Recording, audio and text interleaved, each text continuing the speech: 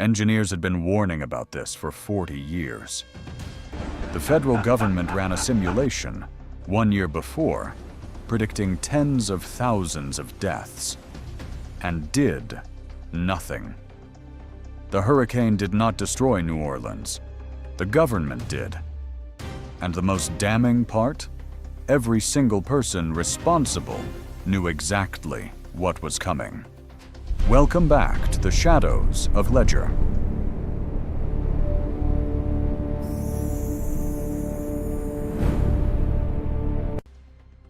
At 6:10 in the morning on August 29th, 2005, Hurricane Katrina made landfall near Bourras in Plaquemines Parish, Louisiana. A Category 3 storm with maximum sustained winds of 125 miles per hour and a central pressure of 920 millibars, the fourth lowest ever recorded for a hurricane striking the United States mainland. The storm surge, that enormous invisible wall of ocean water pushed ahead of the system, had already been set in motion days earlier, during Katrina's peak intensity over the Gulf of Mexico. By the time it arrived at the Louisiana coastline, the worst was already unstoppable. To understand what happened on that morning, you have to understand what New Orleans actually is. The city sits wedged between Lake Pontchartrain to the north and the Mississippi River to the south, in some of the most geographically fragile real estate on the planet. Large portions of the city lie below sea level, in some neighborhoods as much as 10 feet below. The only thing preventing New Orleans from returning to the wetland it once was is an interlocking network of levees, flood walls, and drainage canals, built over several decades by the United States Army Corps of Engineers. Remove that system, and New Orleans does not flood. It disappears. The problem was, that system had been quietly failing for a very long time. Engineering studies conducted as far back as the 1990s had modeled what a direct hit, slow-moving hurricane would do to New Orleans. The results were consistently catastrophic.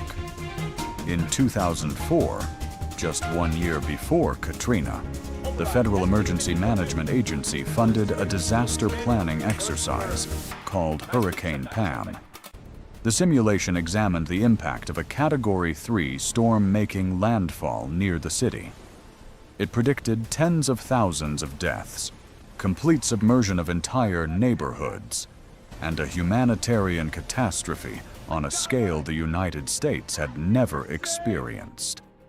When scientists presented those findings to federal officials, the room laughed. One researcher later recalled feeling like, quote, the geek with a strange accent. The warnings were real. The data was real. The indifference was also real. Katrina itself began as a disorganized tropical depression over the southeastern Bahamas on August 23, 2005. Within 24 hours, it strengthened into a named tropical storm. On August 25th, it crossed South Florida as a Category 1 hurricane, with 80-mile-per-hour winds killing 14 people before moving into the Gulf of Mexico. What happened next was driven by one factor: water temperature. The Gulf of Mexico, in late August, was running at 30 degrees Celsius, essentially high-octane fuel for a tropical system. Combined with favorable upper-level wind shear, Katrina intensified at a rate that was almost impossible to comprehend. By the morning of August 28th, at 7 a.m., Katrina had become a Category 5 hurricane, the first to form in the Gulf of Mexico in 25 years, with maximum sustained winds of 175 miles per hour and a central pressure of 902 millibars, placing it among the most intense Atlantic hurricanes ever recorded. At 10 a.m. on August 28th, New Orleans Mayor Ray Nagin issued the first mandatory evacuation order in the city's recorded history. Over 1 million people had already left, but for tens of thousands of others, the elderly, the ill, those without vehicles, those without means, the order to leave was not the same as the ability to leave. The National Hurricane Center issued bulletins that day, using language almost unprecedented in the history of official weather forecasting.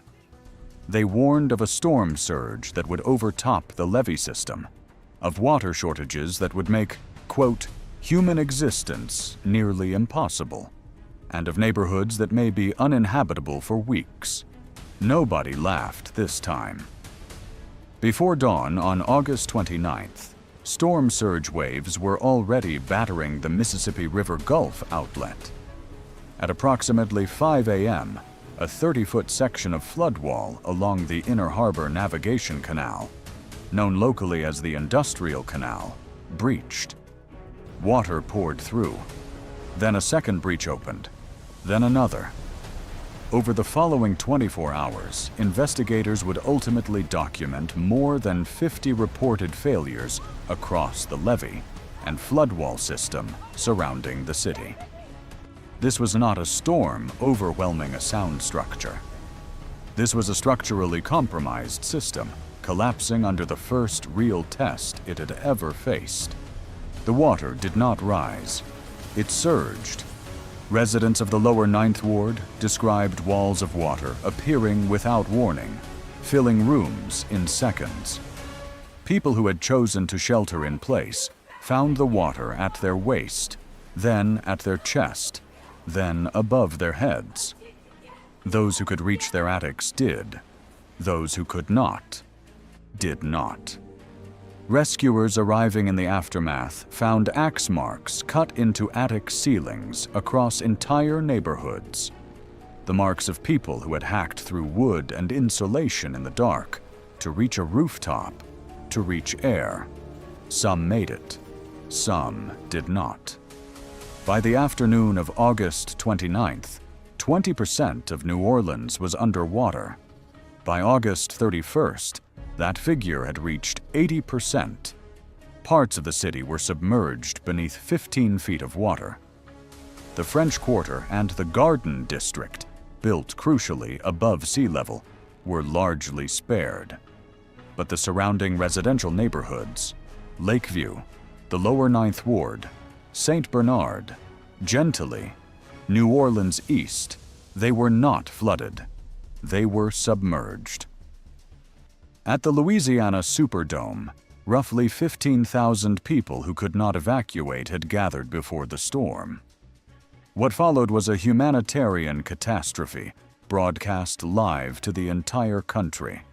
Food ran out. Water ran out. Toilets stopped working. The roof was partially torn open.